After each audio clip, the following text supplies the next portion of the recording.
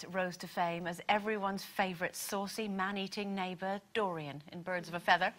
Since then, her career has flourished, and this feisty lady has established herself as a stage actress in her own right, bearing all in her latest role as Miss October in the hugely successful Calendar Girls stage tour. Please welcome Lesley Joseph.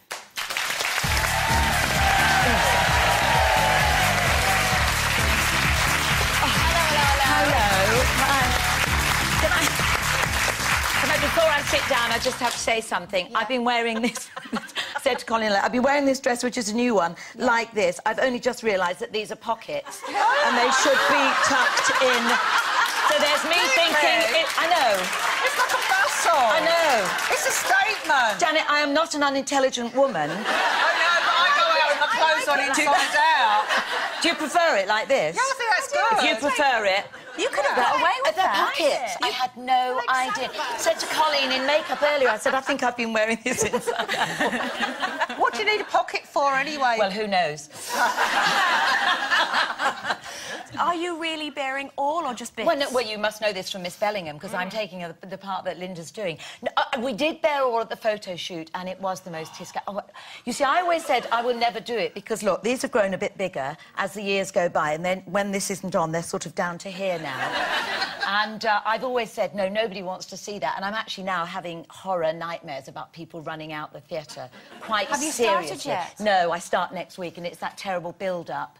For the photo, what did you put them behind? Nothing. Oh, no. Oh, no, I did put them behind something. But what? A sheet. A sheet? Yeah. I thought you were going to say a pot plant no. for a minute. It's really funny, because you get about 8 women, none of whom have met each other before, and you're all standing there naked. Oh. And in one way, it's incredibly liberating, and that's what the play is all about. It's about women who took their clothes off or dropped their drawers for art, sounding just a little bit tackier than me, so. But, you know, that's what it's all about, and we've all got, you know, bumps and all of that we don't want to see. And it was incredibly liberating. On the other hand, you think, I'm going to be taking my clothes off. Yeah, but you know what? It's so well done in the play. I've seen it Is twice it? now, and it's so well done, because from the audience point of view, you can tell you're naked, but you don't actually see it. You don't actually see it. So I know well people done. in the wings do actually stand there saying, nipple alert, nipple alert.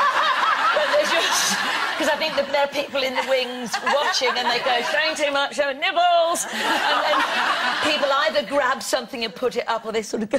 And it was just very funny. When we all took our clothes off, some of us were being really brave and going, oh, this is absolutely fine. Like this. But I start rehearsing on Monday. You Not only nervous at all. start rehearsing on Monday? Yeah, start rehearsing on Monday. Scary. Then we've got 3 weeks, and then that's it. we go out on the road for 16 weeks. And you know what?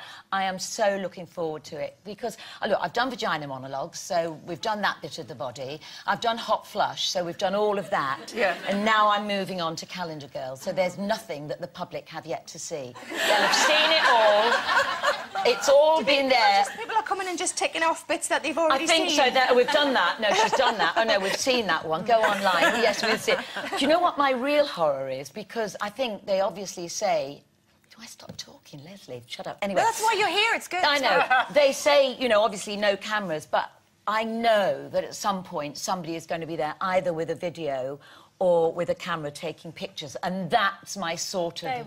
You'll be on they Facebook. will, Colleen, you know they will. The bits will be on Facebook. It might be a compliment, depends what they're using it for. So. Yes, it would be. I mean, hidden behind huge cream buns or whatever. I think I'm behind sunflowers. You're going to find some theatres very drafty, Lesley. I know that there's going to be some people there with the hairdryer, with the wind machine in the wings going like this.